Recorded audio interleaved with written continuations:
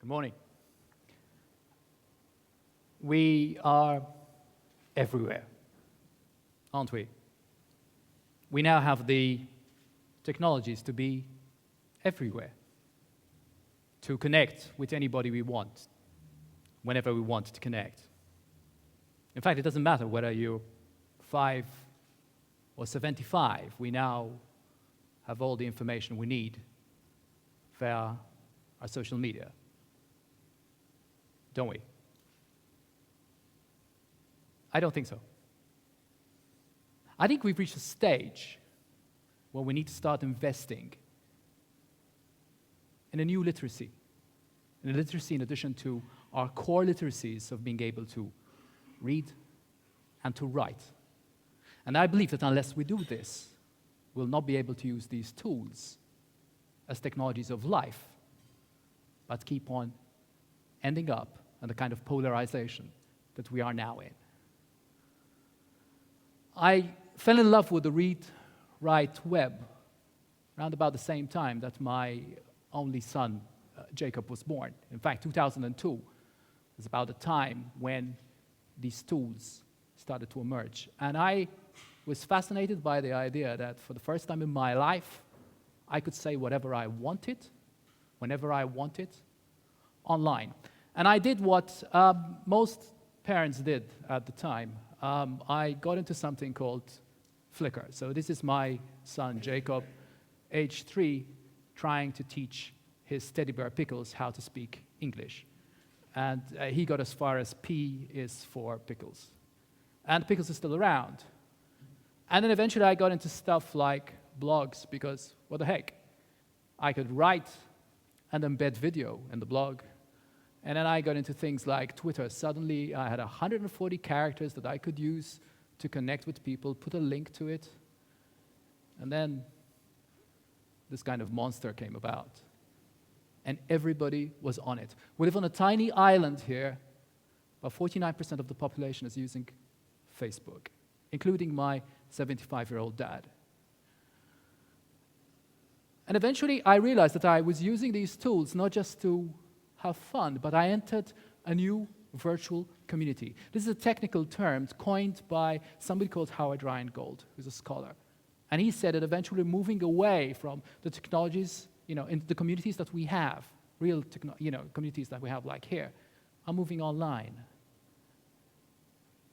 And very soon I realized that around me, I was building this arsenal of tools that I was using for a lot of different purposes. So I was using them for, networking, personal branding. If I wore a suit, I'd put my, profile on LinkedIn, I guess.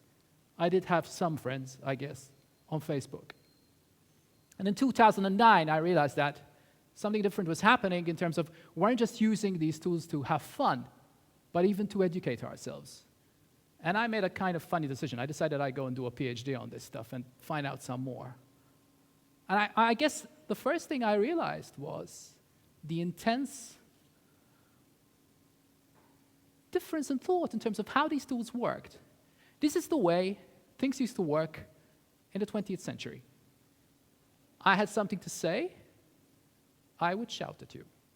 I am a teacher, you would listen. It's pretty much what we're doing here now. I'm here talking, you're listening. And if you were a marketeer, I guess you'd put a lot of money in your budgets, you'd identify your core markets, and somebody at some stage, you'd listen and you'd sell and somebody would engage. This is what's changed. It's very simple, but incredibly disruptive. And what's changed is that before you had a message, and you could still have been a teacher. Nowadays, people aren't necessarily listening to you, because they're all having conversations with people of their own kind. So if you have something to say now, the whole gamut of say everything, you need to find a pretty good reason for people to listen to you. Otherwise, they'll disconnect. So welcome to the world I started finding myself in, especially when people say, what do you do? And I'd say, I'm studying the use of the new technologies. And people would say, oh yeah, really? That's interesting. Or people would blank out. I'll tell you the first bit of polarization. There's a paper by a chap called Mark Prensky, which says, if you are born before 1981, you're a digital migrant. If you're born after 1981, you're a digital native. I was born 20 years too late, I guess, according to this stuff. And the whole thing is that this is the way it's supposed to happen, no? You got a guy, the kid with a device, and you've got us gray hairs who don't know how to use these, right? That's what's being propagated. And in fact, there's some truth. If I look at my child, if you put an iPad in front of him, he knows how to open this stuff. We all know that these guys, the Generation Y, are hardwired to use technologies. The big one. People say, I'm a marketeer. I'm here to use social media to make money. On the other side, you have people say, the most beautiful thing about the internet, it's free, it's open, it's anarchic, it's disruptive. And yet every day, whenever people understand what I do, I constantly get companies saying, yeah, show me the money, man. I'll believe you that this thing works if I can see the money. And sometimes I say, what's the return on your investment for making a phone call? And it can be a good phone call or a bad phone call. And we all know this stuff, no? That nowadays, we are now new, empowered customers with voices. That in the old days, you could reach, I guess, about 10 people if you complained in 1983. Nowadays, you're reaching about 1,375 if you leave a bad review on somebody's post. Because we're empowered, aren't we? This guy says, my blog post was retweeted 475 times. Fantastic, there's $10 million. The other thing that's happened is that the social web is fueled by free content. Your content, our content. Somebody is making money off that. It's certainly not you. Disconnect, big time. Anybody who's got a child may start to get into this stuff. Public, private, identities. I can say everything. When I put up my picture of Jacob in 2002, I didn't figure out that there might be some people who are into child molesting, for all I know, seeing my picture. I just shared what was, what my state of life, I guess. So we're pretty much in this kind of state that if we have kids nowadays who, before they go out, they go in front of a webcam and, say, do I look okay in this? The same way there are parents worrying about it. In the same way that we now start to worry about how Facebook uses our content. It is in their interest to make a buck of what you share, because the bargain, the covenant is that we are not paying for a service that has become invaluable to our lives. Open controlled. I think it's very funny that CNN, the old bastion of mainstream broadcasting media now talks about social media and revolutions. We all know what's been happening. We all know that the Arab Spring is now identified between being the Twitter Spring, I guess. That's how people connected. That's how they use their devices. Okay? We all know about people making videos and saying somebody's just torched themselves. But nowadays, you might be in Egypt, you might be a blogger, but you're still being jailed for saying the wrong things. And I don't know if you remember this guy. There was a whole Twitter campaign to save somebody's life. 99.9% this guy was executed and he was innocent. One phone call could have saved that guy. No amount of tweets did. Old power maybe got over new power. When the Conservatives came to power, one of the first things I noticed, I took a screen grab when the coalition was actually coming into fruition. And of course, no surprises, Cameron, Conservatives, and Nick Clegg, and the Liberals had taken the lead of Washington.gov. So you had the various YouTube channels all set up, all laid out. This shouts at you, open society, open government, doesn't it? And then the riots happened in August. And Cameron changed his tune, of course. And suddenly it was, blame the technologies. That's how people organize. We need to find a way of narrowing down the pipe. This is not China. This is the United Kingdom. And I thought it's quite funny because I was looking at my Twitter feed and I was seeing people organize themselves at the time to go and clear up the mess. Very soon after that, people were actually mucking things up. And in fact, the CEO of BlackBerry said, it's very interesting. I don't read it the same way you do. That's what you have now. The protests are getting some traction. This could be your child. This is pretty much your 21st century child with his Mac protesting about the 1% that potentially has got us into the mess that we're in. This guy, too, has a voice, I guess. And then there's the old arguments. Does social media make you creative, or does it get you to be distracted? Does it contribute to we think, collaboration, networked information society, or does it just make us stupid? And one of the problems is that it's been a long time trying to get technology into the classroom. My friends who are educators say that nowadays, if they're in the States, they go and face students who have shields in front of them, and they are laptops. Malta's greatest export. Edward de Bono thinks that social media is making us lazy and stupid. We really have a good disconnect. Utopia, complete pessimism. Questions. Are we really hardwired to share if normally information is power? How do we cope with an information overload that we all have because of social media? Because we all now have a voice. Because we are all now citizen journalists, I guess. How does networking ever really work? Are we ever taught this stuff? Or is this stuff that you're supposed to learn from the day you're born? Communities? Or are we alone together?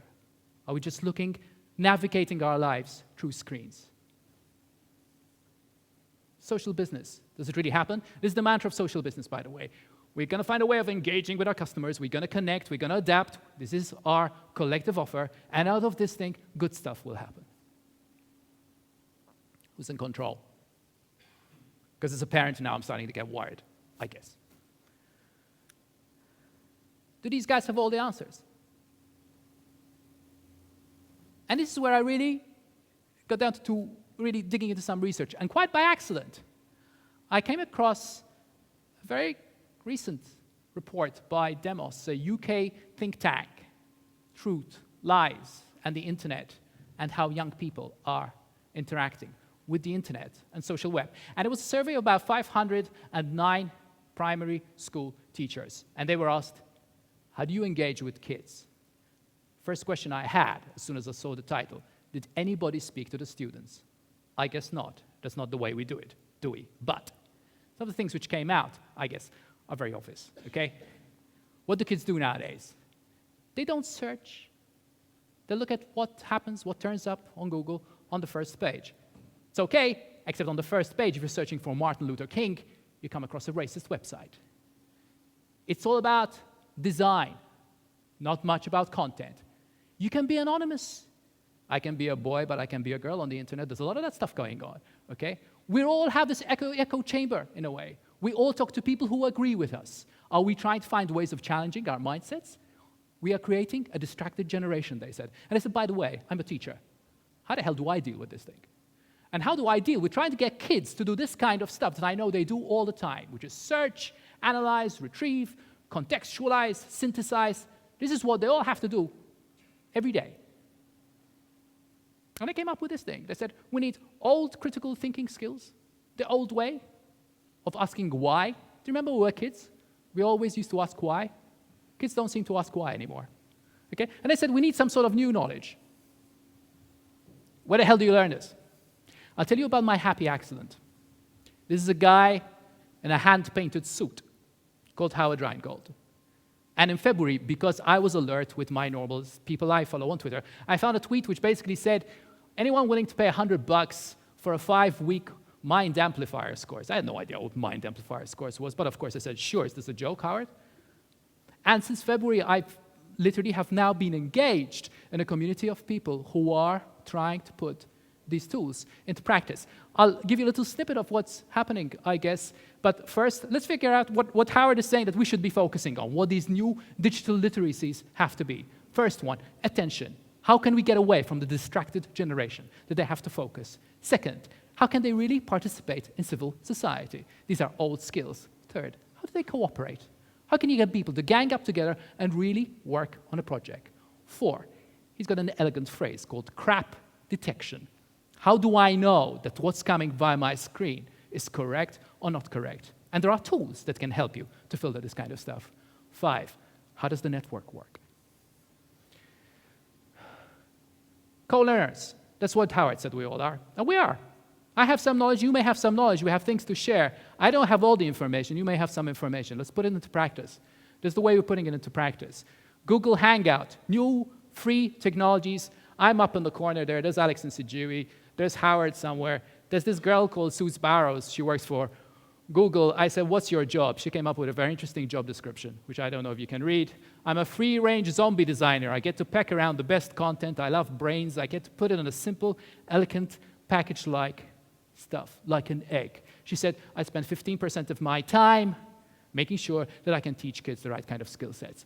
And there's other stuff. We're getting into getting teachers to teach, but we teach with people in real-life classrooms. One of the lessons I learned out of this was kids telling us, I have to learn these skill sets, because when I get out of here, I do not have a job like you guys have. I may not be able to afford the universities that you guys went to. Give you some hope. There's some good projects happening. Okay, Kickstarter, fund and be creative. Problems that we have, United Parents Against Cyberbullying. You're a fashion designer, there's things you can do. There's Kiva, you can find ways of giving loans to people in developing countries. And by the way, if you want a bit of disruption, the guy who just left us was a master of that. This is my son, Jacob. He's 9. He has 2 freelancers as parents. He does not aspire to working in an office. Jacob wants to be a cartoonist. It is my obligation as a parent to find a way that he can navigate through all the junk coming through his screen for him to make some sense out of it. My take home, 1, act now. We can't just sit around and wait for other people to take charge of this thing if we care about the digital citizens of the future. 2, we need to go beyond the polarization that we have. 3, we need to establish a new critical relationship with the technologies we have. We need to embrace lifelong learning, whether we like it or not. Infotension means infotension in the home, in the class, and in the boardroom. Life skills for digital citizens. We are all co-learners, ladies and gentlemen. We are everywhere now. Thank you.